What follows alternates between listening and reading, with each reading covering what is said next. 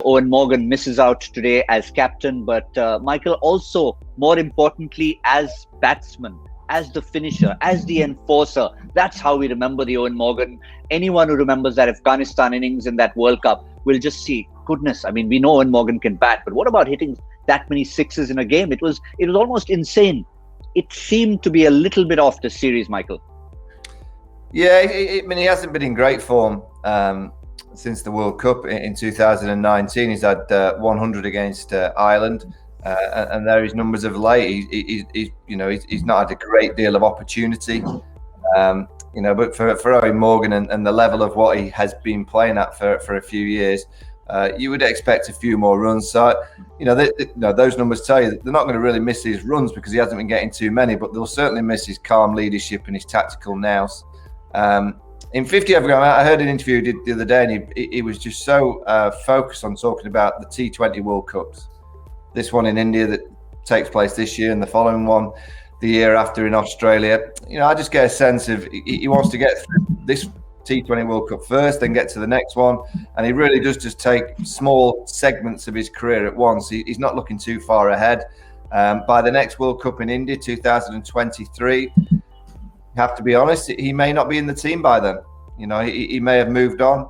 It'll certainly not get pushed out. He'll decide upon himself when he wants to move on. There was whispers after 2019 when he lifted the trophy that he was going to step aside from the 50 over game.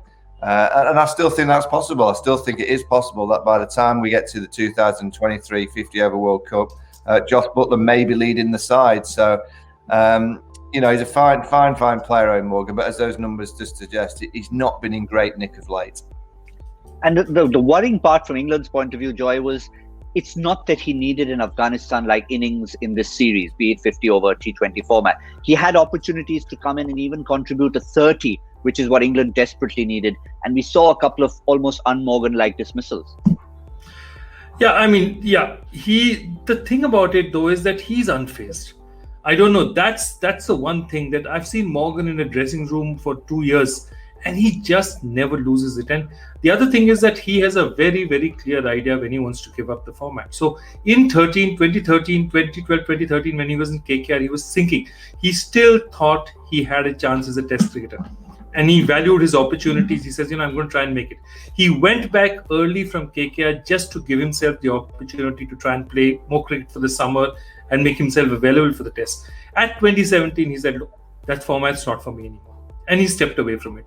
I think here the problem is different because I think when England would like to change, I don't think England would want different captains in different formats. So they don't want a test. They've already got Root and Morgan. They don't want Root, somebody else for ODIs and Morgan. And I think that's the only reason Morgan is still leasing them in ODI cricket. Otherwise, I also genuinely feel that his interest in the game is now clearly focused on trying to be the first captain to get a World Cup in both the 50 over and the T20 formats. I think that's his focus now very clearly.